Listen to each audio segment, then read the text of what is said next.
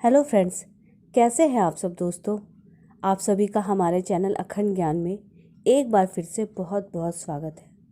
अपनी कुशलता बताने के लिए कमेंट सेक्शन में राधे राधे लिखें। भगवान राधे कृष्ण आप सभी की सारी मनोकामनाएं पूर्ण करें और आप पर अपनी कृपा बनाए रखें।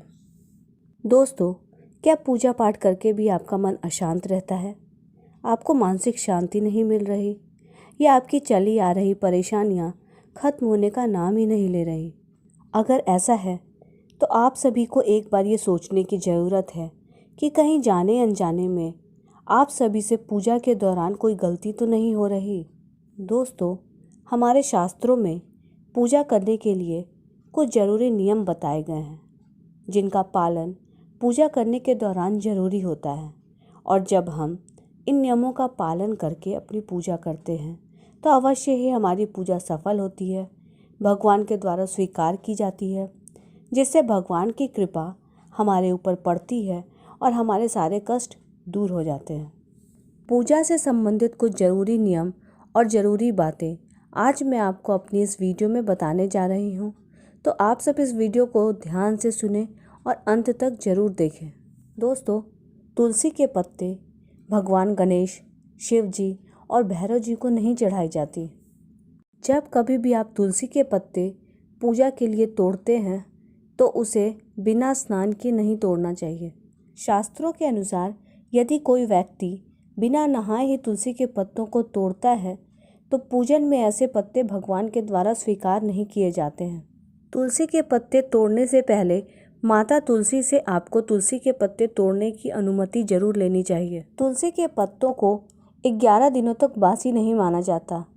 इसकी पत्तियां हर रोज जल छिड़ककर पुनः भगवान को अर्पित की जा सकती हैं।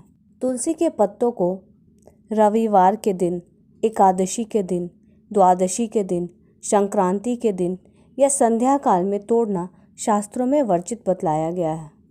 रोज की पूजा में पंचदेवों की पूजा जरूर करनी चाहिए। इससे लक्ष्मी की कृपा और समृद्धि की प्राप्ति होती है। सभी शुभ कार्यों को करने से पहले इन पंच देवता की पूजा जरूर की जानी चाहिए। सूर्य भगवान, गणेश जी, दुर्गा माँ, शिव जी और भगवान विष्णु ये पंच देवता कहे जाते हैं। शंख के जल से भगवान सूर्य को अर्घ देना वर्जित बतलाया गया है। इसलिए सूर्य देवता को शंख में जल भरकर अर्घ नहीं देना चाहिए। माँ दुर्गा की पूजा करते समय माँ दुर्गा को दूर्वा नहीं चढ़ानी चाहिए। दूर्वा भगवान गणेश को बेहद प्रिय होता है। इसलिए भगवान गणेश की पूजा में अगर आप कम से कम 21 दूर्वा रोज भगवान गणेश को चढ़ाते हैं तो इससे आपको भगवान गणेश की कृपा मिलती है और आपका बुध ग्रह भी काफ़ी मजबूत हो जाता है। दोस्तों, भगवान गणेश को दूर्वा चढ़ाते वक्त इस बात का ध्यान रखें कि दूर्वा आप भगवान गणेश के चरणों में नहीं, उनके मस्तक पर चढ़ाएं। अगर आप पीपल के वृक्ष में जल अर्पित करते हैं तो ध्यान रखें दोस्तों कि पीपल के वृक्ष में बुधवार के दिन और रविवार के दिन जल नहीं चढ़ाई जाती। प्लास्टिक की बोतल में, एल्युमिनियम के बर्तन में या लोहे के बर्तन में गंगाजल नहीं रखना चाहिए। गंगाजल तांबे के बर्तन में रखना शुभ रहता है। शिवलिंग की पूजा करते वक्त केतकी के फूल या तुलसी के पत्ते शिवलिंग पर नहीं चढ़ाना चाहिए। अगर आप अपनी मनोकामना की पूर्ति के लिए कोई पूजा कर रहे हैं तो उस पूजा की सफलता के लिए आपको दक्षिणा अवश्य चढ़ानी चाहिए। जैसा कि आप सभी जानते हैं, माता लक्ष्मी को कमल का फूल बेहद प्रिय होता है। जब कभी भी आप माता लक्ष्मी की पूजा करें तो उन्हें कमल के फूल जरूर अर्पित करें और कमल का फूल 5 दिनों तक जल छिड़ककर पुनः चढ़ाया जा सकता है। आप अपने घर की मंदिर में सुबह शाम दिया जरूर जलाएं। अगर आप एक दिया घी का और एक दिया तेल का जलाते हैं तो ये आपके लिए बहुत ही ज़्यादा शुभ होता है। हमेशा आप इस बात का ध्यान रखें कि आप एक दिए से दूसरे दिए को न जलाएं।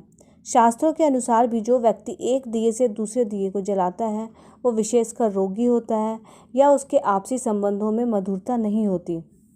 इसलिए आप जब कभी भी एक दिया जला लें तो दूसरे दिए को जलाने के लिए फिर से दियसलाई का प्रयोग करें। सच्चे मन से, पूर्ण भक्ति और विश्वास के साथ अपने आराध्य की कुछ पसंद नापसंद का ध्यान रखते हुए की गई पूजा जरूर सफल होती है और भगवान के द्वारा स्वीकार भी की जाती है, जिससे आपकी मनोकामना पूर्ण होती है और आप अपनी ज़िंदगी में जो कुछ भी पाना चाहते हैं वो सब आपको आसानी से मिल जाते हैं।